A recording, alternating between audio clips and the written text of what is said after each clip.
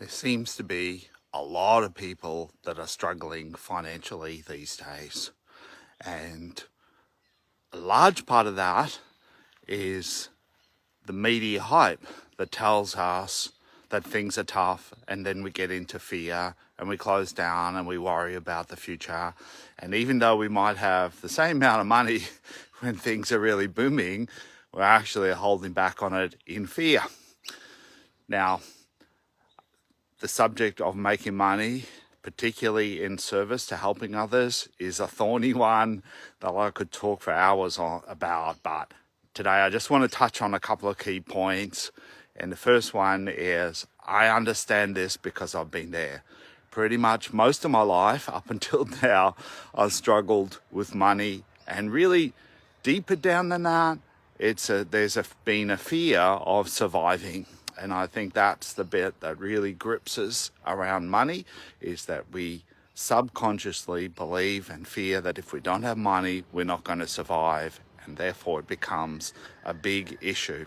But most of the people have a lot of money, and high-flying entrepreneurs say that what you've got to do with money is disconnect your emotions around it, right? So you need to take the emotions out of the money.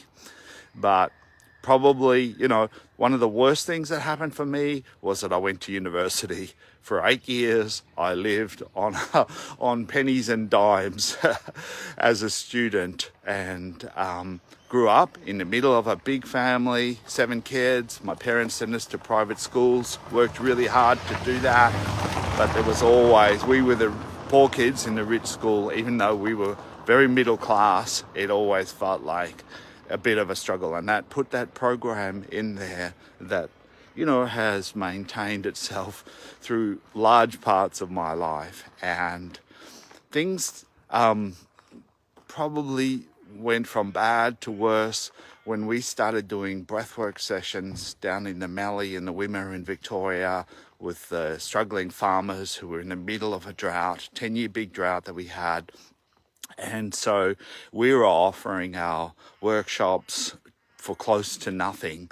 And we eventually saw ourselves buying secondhand clothes for the kids, not being even able to afford to go to our own workshop.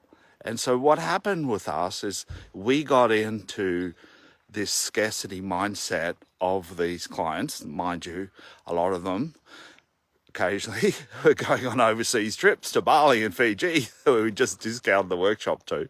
But nevertheless, we're in this poverty scarcity cycle, and we got in there with them, like getting into a sinking boat. You don't want to do that. But why do we do that? Because we want to rescue them, right? So we want to save them, we want to help them, which is coming from a good intention, but it's putting us in what we call the drama triangle of the victim, the rescuer, and the persecutor, right?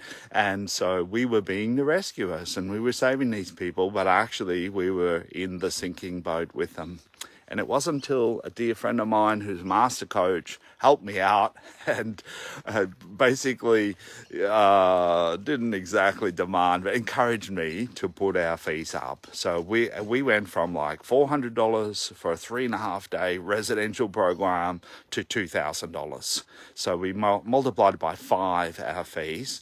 And a really interesting thing happened was we attracted a different mindset to the workshops. We attracted a much more growth mindset, much more wealth mindset, and incidentally, a much more generous mindset as well.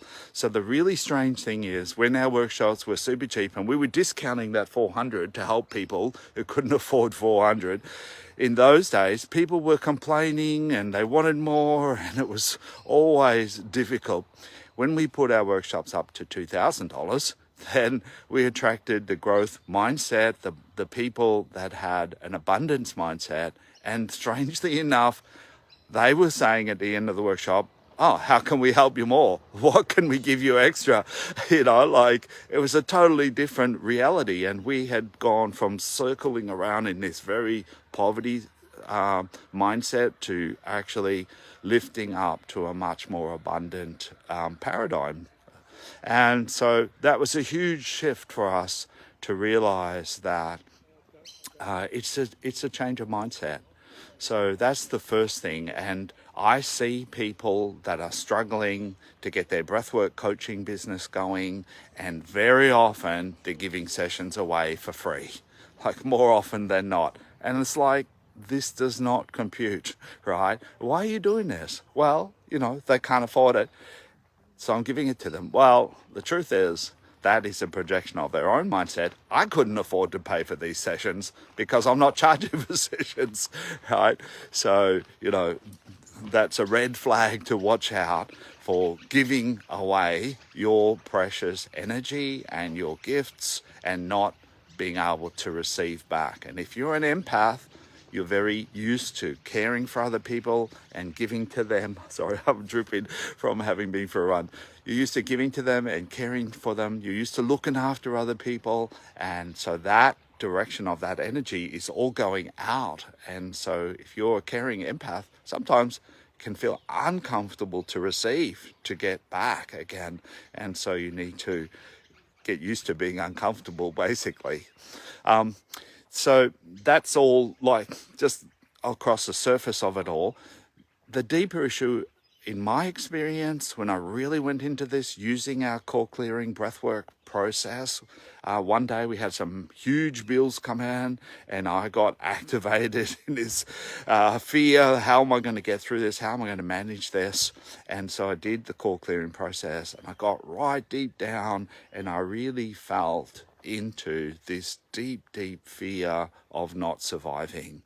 And normally I wouldn't let myself open up to that and feel it so fully, but on this particular occasion I was determined to have a breakthrough, and so I was willing to feel whatever was coming up. And so I just breathed into it and I opened up to it and I went right into that, what we call fatal peril moment, which is like, it feels like a death, right? And boom, I popped through to peace, to the other side of that, and I mastered that fear of not surviving. And the weirdest thing is, abundance started flowing into my life pretty much without me doing anything to generate that, anything different to generate it. We'll still work hard, still put a lot of time and energy into it, but we all know that you can work hard and really give yourself into something and not get the results that you're looking for.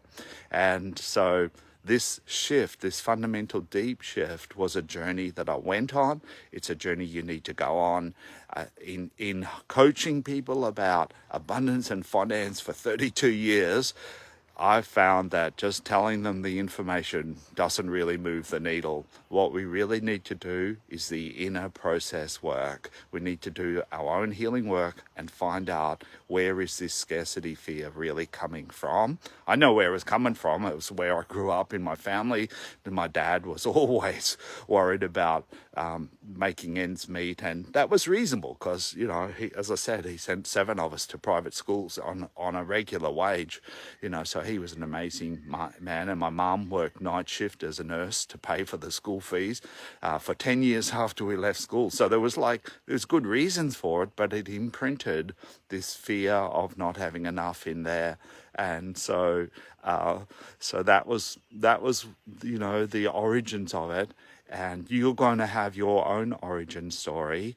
And with our breathwork coach training, it's a no-brainer. It's $2,500, and people are earning that with their first 3 clients, right? But still, I don't have the money. Can we do a payment plan? On next to nothing. And so I'm always conscious of not getting into the sinking boat with their scarcity mindset, and instead encouraging them to step up and demonstrating the value of what we offer, which is right there in spades. The program's worth at least 3 times that. And so just encouraging people. And that, my challenge is to demonstrate the value. And that's where most of my work goes, which is just sharing what our graduates are already doing, right? And showing that this is an amazing opportunity to do something meaningful with your life that really makes a difference in other people's lives. It's fulfilling, it fast tracks your personal growth, and you can generate a great income from it, as Susan and I have done. We've created a great life. We've raised a family of 4. We own our retreat center of 7 acres. You know, we have a city healing center as well. It's like, you know, we've worked to get there, but just doing breath work is all that we've done for the last 32 years. So just want to encourage you to listen to your heart and follow it in whatever your calling is. Your life is only going to work when you're being true to yourself. And when you get clear and congruent, it's like life just supports you. Good things, opportunities, people will come along to lift you up and invite you on their stages and to want to work with you and support you and help you to get where you want to go when you're clear and congruent. And you need to do the inner work to clear the fears, the frustrations, the griefs from the past losses and so on, so that we can be really open-hearted and a clear channel for love. Have a great day, and wishing you abundance. Generosity is another piece to think about. Is like what you give out, you get back multiplied. So see if you can practice some generosity today. Pay for somebody else's coffee, give an extra smile to somebody is a way of practicing generosity. Put it out and see what happens. Okay, lots of love. Take care.